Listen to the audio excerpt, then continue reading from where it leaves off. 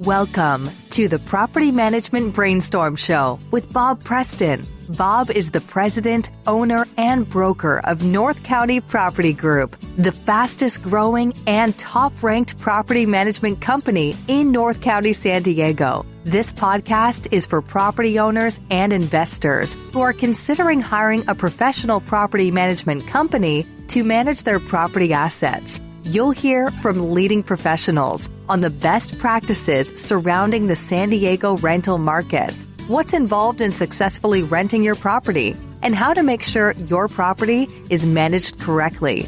Now, here is your host, Bob Preston. Welcome to the Property Management Brainstorm podcast. I'm Bob Preston, your host, and I'm broadcasting from our studio here in Del Mar, California. And today I'm excited to talk about a topic that's near and dear to my heart because I'm a pet lover, and that is, do you or don't you allow pets in your rental home? And if you do, how can you manage that process? And I have a guest with me today who knows a lot about this topic, and that's John Bradford of Petscreening-com. So thank you for joining us, John. Good morning, Bob. Hey, thanks for having me on your show. Yeah, I know you are a busy guy. You're a property manager. You also have a political career that would probably like to hear about real briefly, and you've started this new service, Petscreening.com, and would love maybe if you just started the show introducing yourself and what you do, and tell us a little bit about your new Petscreening.com service. Yeah, no problem, Bob. So I come from the property management industry. I actually started a company. I live in the Carolinas. I live in Charlotte, North Carolina, so I'm obviously on the other coast, and I've been in the business 14 years. I actually served on our industry's national board of directors. I think I was on the board for maybe 7 or 8 years. I actually was the national treasurer of NARPM. And I do have a political career. I started off as a town councilman, and now I serve at a state level. I'm in the North Carolina House of Representatives. I'm in my 4th year. We have 2-year terms. I'm here serving my 2nd term in my 4th year. I'll be running for a 3rd term this fall.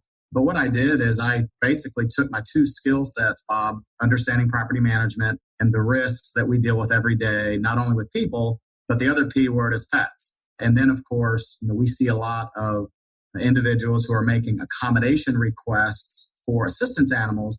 And in my political career, even though I'm at the state level and that is more of a federal set of statutes, these issues are hitting states. And a lot of times my colleagues say, go see Representative Bradford. He's in property management.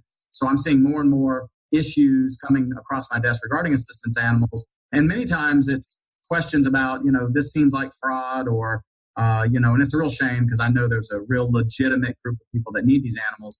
We hear about are the ones that seem to be taking advantage. So I sort of took my 2 skill sets, both legislatively and property management, and I created Petscreening.com as a service to property managers, which also is a service to the owners that you serve to help identify risks with pets and pet owners. And then also we help validate assistance animal status for anyone seeking an accommodation request. Yeah, I'd like to hear more about that a little bit. We'll touch on some of the federal laws and all yes. that. It's interesting that you're in politics. I had on one of my episodes the mayor here in Del Mar, Dwight Warden, and one of our big issues is vacation rentals, right? And there are a lot of, and I'm sure you have some of that in North Carolina, where a lot of neighborhoods are trying to ban vacation rentals because of sort of hoteling and the commercial zone. So anyway, I just thought that was kind of interesting. I'm a big property rights guy, so I fight for property rights, and those bans can sometimes be overreach, and it's a balance. I understand it's a balance, but just eliminating that is not something I'm usually a fan of. So John, maybe just to kick off the show too, if someone were to be interested in your service or your product, Petscreening.com, what would be the best way to reach out and find you guys? Yeah, so our domain is Petscreening.com. And if someone is a landlord, and it doesn't matter. We have landlords with 1 rental property, and then we have landlords with thousands of properties. We service single family, vacation rentals, multifamily. What I like to say, Bob, is if you're in the business of putting a roof over someone's head, chances are Pet Screening's for you. And this is a free service, by the way, to all landlords, property managers, and all the owners that you work for. They're very fortunate because you use the service and they actually, get the value of the service as well. So they can just go to Petscreening.com or they can send an email to info@Petscreening.com and my team will jump all over it. Perfect. Or, listeners can connect with us here at North County Property Group and we can put you in touch with Johnson. Yeah, absolutely. So I hear a lot of statistics. We here in our company, we've run the numbers and we say about 2/3 of all applicants for rental properties have a pet, So one of the very first questions I get when I meet with a new owner is, hey, I don't think I want pets in my home, or will you allow pets? I mean, it's a big topic of conversation. What are the numbers as far as you know? I mean, I'm sure you've studied this and kind of have a national number, or maybe it's. Yes, great question, Bob. So there's actually a couple data points. Apartments.com, which is more multifamily, they did a study years ago, and their number was 72%. About 2/3. Yeah, there you go. Yeah. Right. Now, I will tell you that it does vary from firm to firm. We also see some real regionalism. We see in warmer climates, people tend to, I don't know why, but we just see more pets. Like in the state of Florida, for example, that's a state with a lot of pets. So it is very safe to say that over half of the properties that are being managed or properties that landlords own are going to deal with pets. And I will tell you, we've been measuring the average number of pets per household, and that number has been hovering right at 1.3. So it's not just a factor of one. Not only, let's say at your firm, to your point, it's 2/3. It's actually more than that, because you take 2/3 and then you multiply it by 1.3, because some people have a dog and a cat or two dogs. So pets are like family, like you, Bob. I love pets. I don't believe every pit bull is a bad dog. I believe it's kind of like going to a restaurant where you have a table of screaming children. I don't fault the kids. I fault the parents.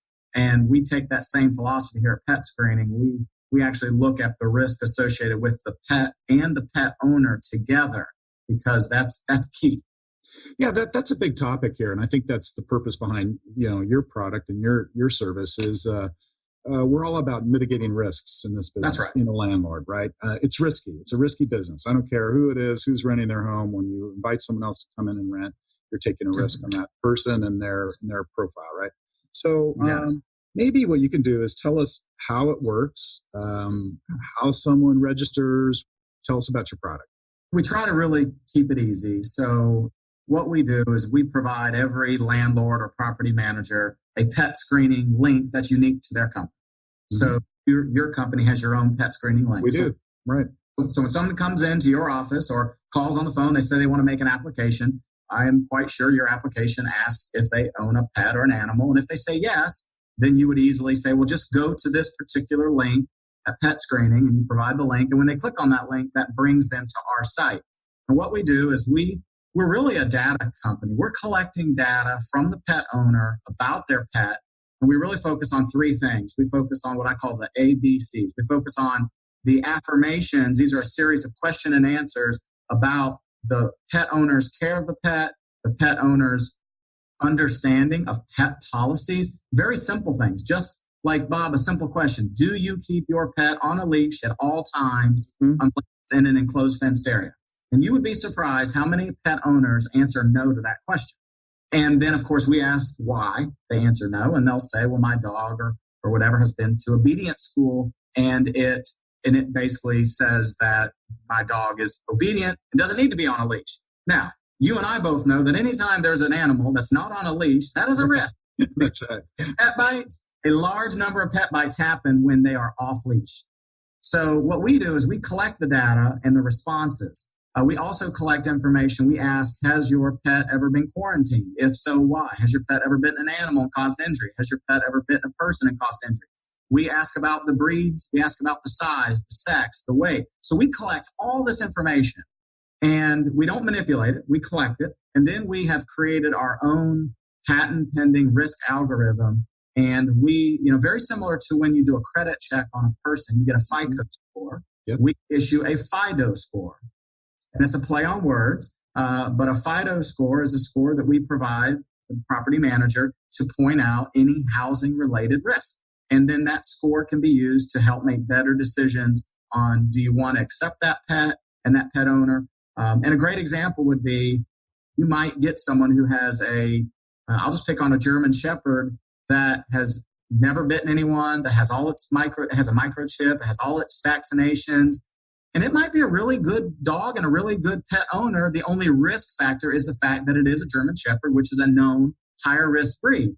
But again, because I'm a pet lover, I don't unilaterally say that all German Shepherds, should be denied. So we just give you the risk data. And if the only risk data associated with that particular application is the fact that it's a German Shepherd and everything else in the application is really good, a landlord might just decide to rent to that German Shepherd, but they might charge a little more to cover the risk.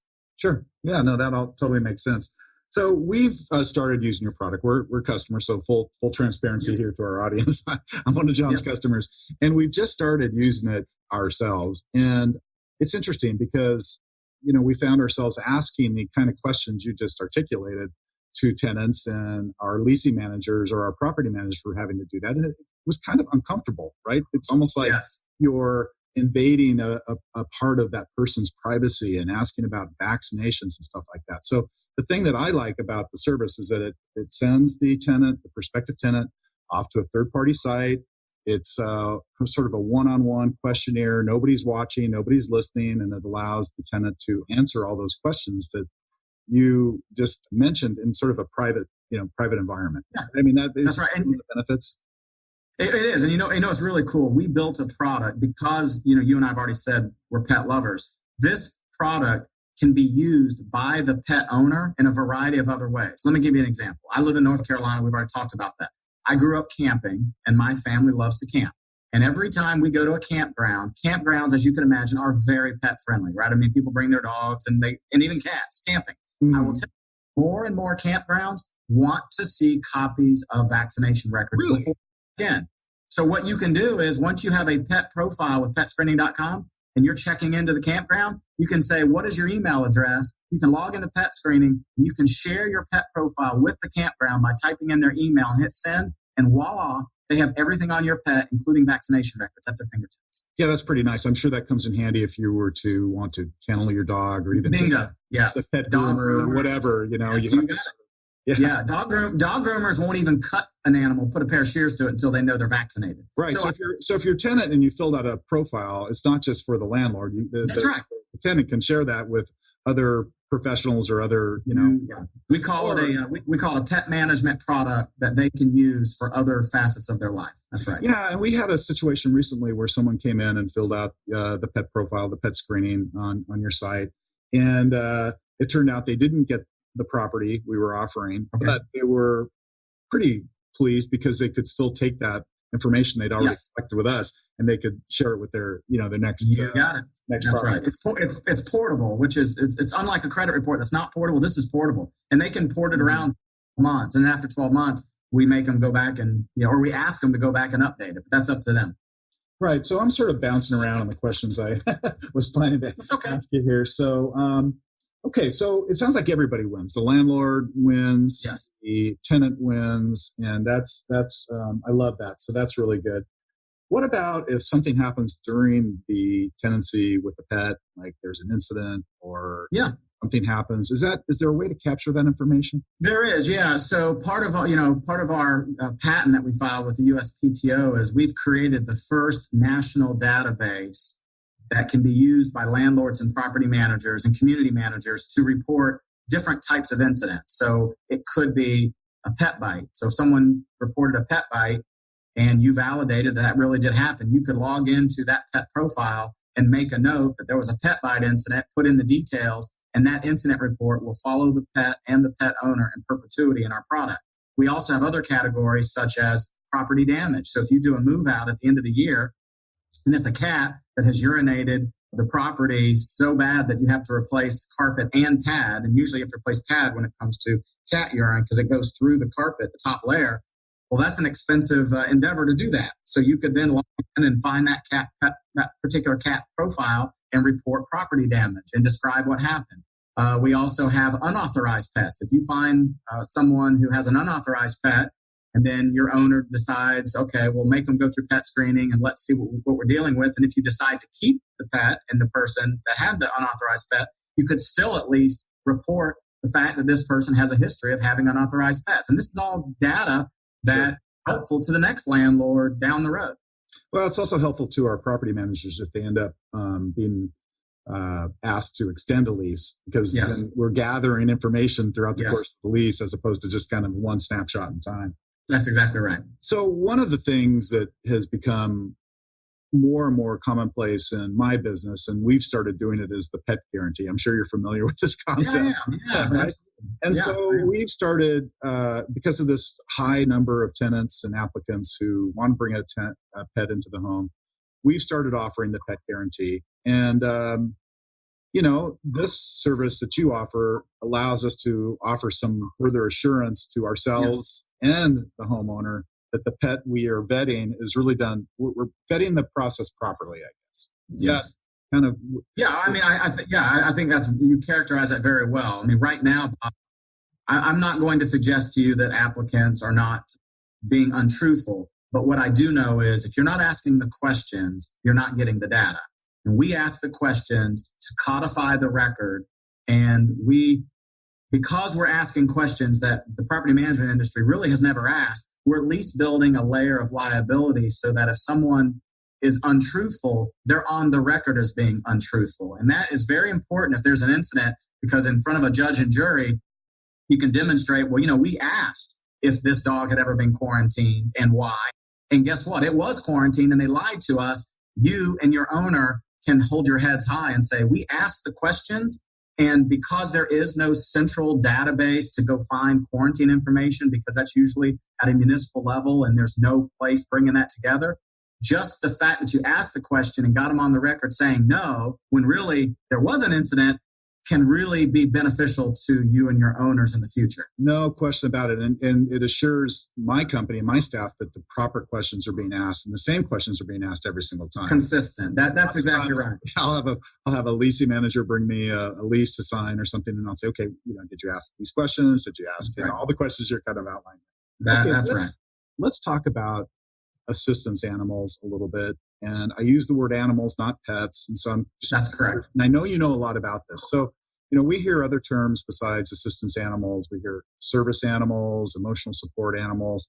And I'd love to just get your take on, is all this summed up into one category? Because I know this is an incredibly confusing topic for even my company, let alone maybe an individual landlord who's trying to rent their house on their own. So maybe you can just kind of take us over that, what you're looking for, what you're allowed to ask, what you're not allowed to ask. Yeah. You handle that. Yeah, absolutely. It is actually a confusing and somewhat complex issue. Even attorneys, quite frankly, I hear attorneys really not giving guidance that is consistent with the statutes. And it's not because they mean any harm, but it just demonstrates how confusing it is. So, ADA, which is the Americans with Disability Act, which really, and when we're talking about animals, okay, that's what we're talking about here. So when it comes to animals, when it comes to the ADA is focused on service animals. And service animals can only be two breeds: dogs, and get ready for this, miniature horses. That's it. No joke. Miniature horses and dogs. And the ADA is focused on public accommodations. These would be places like movie theaters. When you pick any place that you can go and do commercial business, that's a public accommodation. The question set over on the ADA for service animals is different than the question set under the Fair Housing Act. The Fair Housing Act applies to housing. Interesting. So it's different if you're a movie theater versus a landlord. Absolutely. That is 100% correct. That's right. So under the Fair Housing Act, which is housing related, the question set is different. Under the Fair Housing Act, there are no breed restrictions, meaning it's not just limited to dogs and miniature horses. There are no breed restrictions. Now, I will caution and just say that if someone tried to claim they had an alligator, you could probably demonstrate that an alligator is dangerous. So that could be a, quote, breed restriction on an alligator. The point is, FHA, Fair Housing Act, says there are no breed restrictions, so you have to look at each and every one uniquely.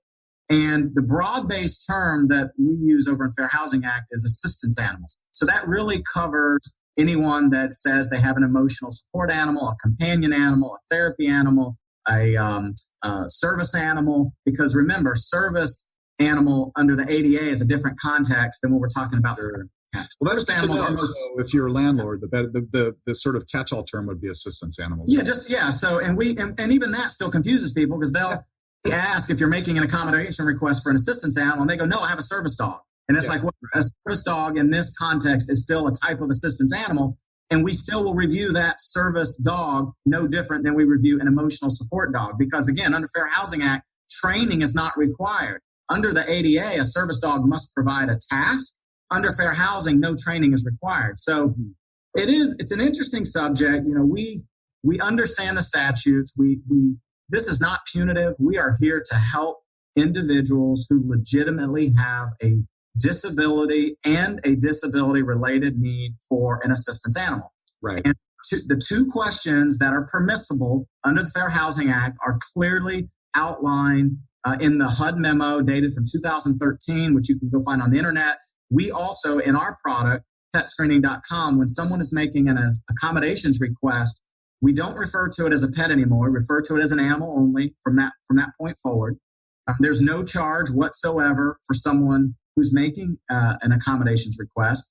And we ask the two HUD permissible questions word for word, and there's never any concern on your part or the landlords or the property owners that you work for that anyone is asking the wrong question. Because if someone asks, what is your disability versus do you have a disability, that's a monumental consequence in question and answers. You cannot ask someone what their disability is. You cannot do that.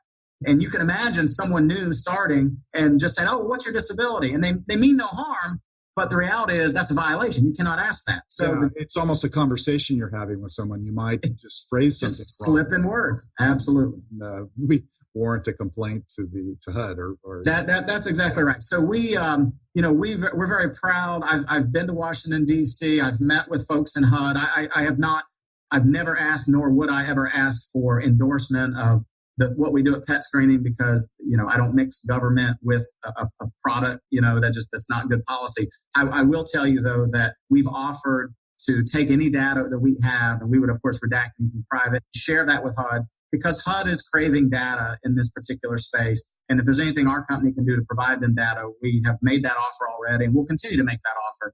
But I will tell you, Bob, we are seeing that here's some interesting stats. About 12% of the total folks that come to our site are making accommodation requests. So out of 100 people that come to our site with either a pet or an animal, we see about 12 are for accommodation requests, and the other 88 are just ordinary household pets. Sure. All right.